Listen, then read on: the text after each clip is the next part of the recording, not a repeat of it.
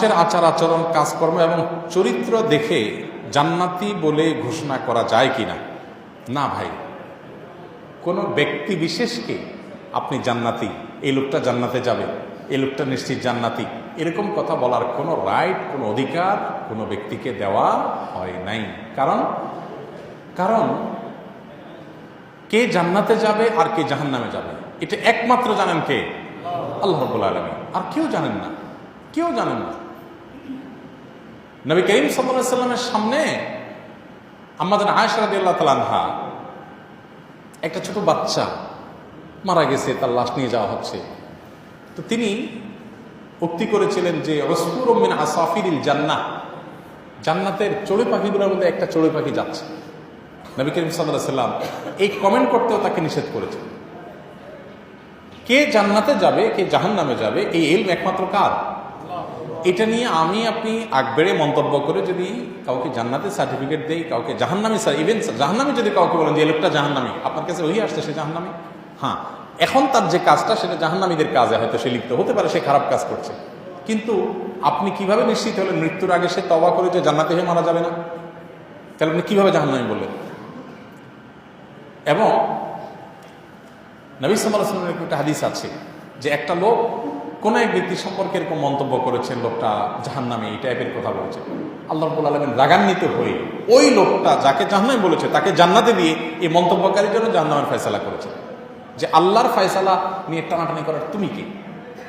হ্যাঁ, আমরা কারোর মধ্যে জান্নাতি কাজ দেখলে বলতে পারি মাশাআল্লাহ অমুকের কাজ জান্নাতীদের কাজ, তিনি জান্নাতি মানুষদের কাজগুলো করেন, বা তার কাজের মধ্যে জান্নাতীদের কাজ এর পাওয়া যায়, হ্যাঁ, আলামত পাওয়া যায়, এইসব কথা বলা যেতে পারে, কিন্তু জান্নাতি বলার সুযোগ নেই। কারণ হতে পারে একটা লোক এখন ভালো, তখন খারাপ হয়ে যাবে মৃত্যুর আগে, তখন কি হবে? নবী সাল্লাল্লাহু আলাইহি ওয়াসাল্লাম বলেছেন এরকমও আছে যে কিছু মানুষ ভালো কাজ করতে করতে করতে করতে তার এবং জান্নাতের মধ্যে মৃত্যু শুধু বাধা থাকে, মারা যাবে আর জান্নাতে, ওই টাইমে সে খারাপ হয়ে যায় এবং জাহান্নামে যায়। আবার অনেক মানুষ আছে খারাপ কাজ করতে করতে করতে জীবন পার হয়, তার এবং জাহান্নামের মধ্যে বাধা হলো মৃত্যু, শেষ মুহূর্তে তওবা করে সে ভালো হয়ে যায় এবং জান্নাতে চলে যায়। আল্লাহ আগেরগুলো মাফ করে দেন। অতএব এই বিষয়টা পুরো আল্লাহ তাআলার বিষয়। কোনো ব্যক্তি বিশেষকে স্পেসিফিকলি জান্নাতি সার্টিফিকেট দেওয়া এটা খুব সহজ বিষয় না, অনেক জটিল বিষয়। নবী করিম সাল্লাল্লাহু আলাইহি ওয়াসাল্লাম সাহাবীদেরকে বলেছেন, 10 জন সাহাবীকে বলেছেন অমুক জান্নাতি অমুক জান্নাতি, তার কাছে ওহী এসেছে, তিনি বলেছেন। সাহাবীদের জামাত সম্পর্কে জান্নাতি হওয়ার কথা বলেছেন, সেটা ভিন্ন বিষয়। তা আমরা, আপনি আমি, আমাদের কাছে ওহী আসে না। এই জন্য আপনি আমি, একটা লোক সব কাজ ভালো করে, কোনো মন্দ কাজ নাই, তারপরেও সে জান্নাতি, এই কথা বলার অধিকার নাই। আমি বলতে পারি যে মাশাআল্লাহ ওনার অমুক কাজ ভালো, তমুক কাজ ভালো, এই কাজটা জান্নাতীদের কাজ, জান্নাতি মানুষদের বৈশিষ্ট্য হাদিসের আলোকে, সেটা বলতে পারি, আলামত বলতে পারি, কিন্তু জান্নাতি বলতে পারি না। কেউ যদি খাবার নষ্ট করে তাহলে ইসলাম তার শাস্তি কি বলে? খাবার নষ্ট করা কবিরা গুনাহ। খাবার অপচয় করা এটা কোন গুনাহ? এটা কোনো ছোট গুনাহ না, এটা বড় গুনাহ, মহাপাপ। আজকাল তো এটা আমাদের কাছে, অনেকের কাছে ফ্যাশনে পরিণত হয়েছে। আমরা খাবার নষ্ট করলে মনে করি কি এটা ফ্যাশনের ব্যাপার, আছে না? একটু বেশি পরিষ্কার করে মুছে খেলে মানুষ মনে করে গরিব মানুষ মনে হয়। অনেক মানুষ আছে দেখবেন প্লেট যদি মুছে খায়, একদম চেটে চেটে মুছে মুছে পরিষ্কার করে খেলো, তো দেখবেন অনেকে বলে মানে খাবার, অনেক খাবার নষ্ট করা সামনে নিয়ে, সেটা তো অনেক পরের কথা, সামান্য একটু প্লেটের সাথে লেগে থাকা খাবার পর্যন্ত নষ্ট করে না অনেকে, এবং এটাই সুন্নাত। কিন্তু দেখবেন যে এইভাবে পরিষ্কার করে খেলে আশপাশ থেকে অনেক লোক বলে যেভাবে খাইতেছে ভাই মনে হয় প্লেট শুদ্ধ খাই ফেলাবা। অনেকে বলে যেভাবে খাইতেছ একদম মনে হয়েছে জীবনে খাওয়ান চোখে দেখো নাই। এরকম কিছু লোক আছে না বলে? এই লোকগুলো তাদের মূর্খতার কারণে এই কথা বলে। ইসলামের চাইতে যৌক্তিক কোনো জীবন বিধান পৃথিবীতে আপনি আর কোথাও খুঁজে পাবেন না। আপনি খাবার কোন যুক্তিতে নষ্ট করবেন? পৃথিবীতে বহু মানুষ খাবার পাচ্ছে না, আপনি কোন যুক্তিতে নষ্ট করবেন? আপনি যে খাবারগুলো নষ্ট করছেন, আপনি সতর্ক হন, নষ্ট না করেন, তাহলে পৃথিবীতে বহু মানুষের খাবারের ব্যবস্থা হয়ে যাবে। সভ্যতার নামধারী, সভ্যতার ভেগধারী যে মানুষগুলো আমাদেরকে রীতিমতো সভ্যতার সবক দেয়, শিক্ষিত মার্জিত বলে যাদেরকে আমরা মনে করি, তাদের বেশিরভাগ মানুষের ভিতরে যদি দিন না থাকে, ধর্ম না থাকে, তাহলে দেখবেন যে তাদের এই বিষয়গুলোতে তেমন কোনো ভাবলেশ নাই। আমার টাকা আমি নষ্ট করলাম, ইসলাম বলে জি না, আপনার টাকা হলেই আপনি অপচয় করবেন, নষ্ট করবেন, এই রাইট আপনাকে দেওয়া হয় না। আল্লাহ বলেছেন কুলু ওয়াশরাবু, তোমরা খাও পান করো, খাবার নিয়ে বসছো, খাও পান করো, এ রাইট তোমার আছে। ওয়ালা তুসরিফু, কিন্তু কি করবে না, অপচয় করবে। ইন্নাহু লা ইউহিব্বুল মুসরিফিন, কারণ আল্লাহ তাআলা অপচয়কারীকে পছন্দ করেন না, অপছন্দ করেন।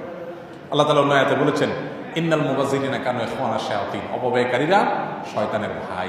এই জন্য মুসলমান কখনো খাবার অপচয় করবে না, নষ্ট করবে না। কিছু খেলেন, কিছু ফেলে দিলেন, কিছু নষ্ট করলেন, সামান্য খেয়ে বাকিটা ফেলে দিলেন। এরাবিয়ানদের মধ্যে এই পাপটা আমাদের চাইতে বেশি দেখা যায়, আল্লাহ তাদেরকে মাফ করুক। এতগুলো খাবার নিয়ে বসবে, তাদের চোখের বোক বেশি আছে, আমাদের দেশে বলে চোখের বোক, এরাবিয়ানদের চোখের বোকটা বেশি। আমরা মাছ টুকরা টুকরা করে খাই, ওরা মাছ টুকরা করে না, নর্মালি খুব কম করে, একদম আননেসেসারি সাইজ হলে ভিন্ন কথা। নর্মাল 1 কেজি 1.5 কেজি 2 কেজি ওজনের মাছও তারা গোটা গোটা ফ্রাই করে, তারা কেটে কেটে খাওয়াটা পছন্দ করে খুব কম। আমরা টুকরা টুকরা গোস্ত করি, তারাও করে, খুব রেয়ার। তাদের যদি টুকরা করে, টুকরাগুলো হয় অনেক বড় বড়, আর না হলে নর্মালি গোটা খাসি হয় 4 টুকরা করবে একটা খাসিকে, আর নাহলে গোটাই খাবে।